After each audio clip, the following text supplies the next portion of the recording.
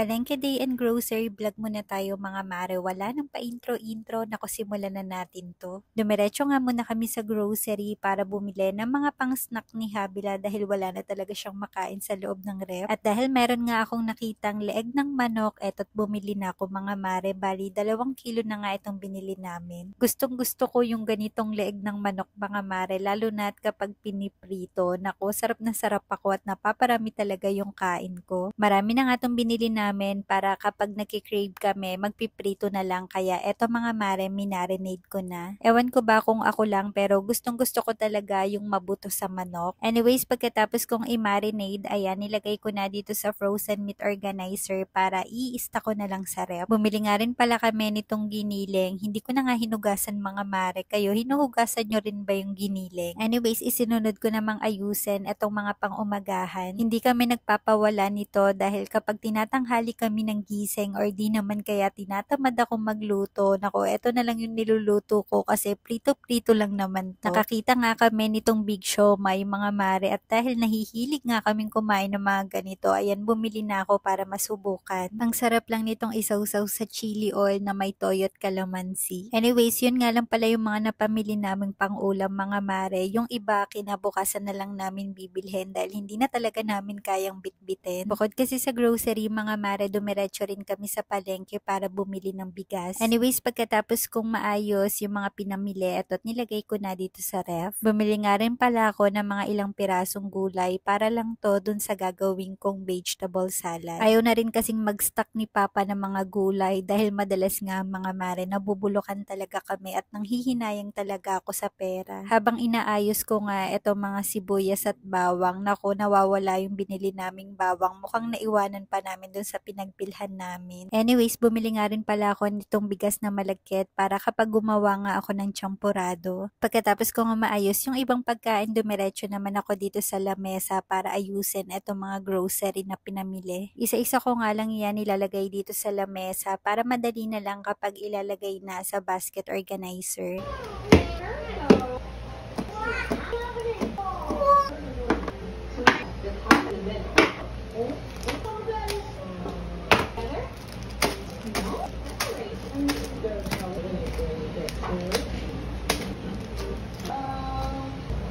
Konti lang naman itong mga pinamili namin. Ito lang yung mga wala ng stock dito sa bahay.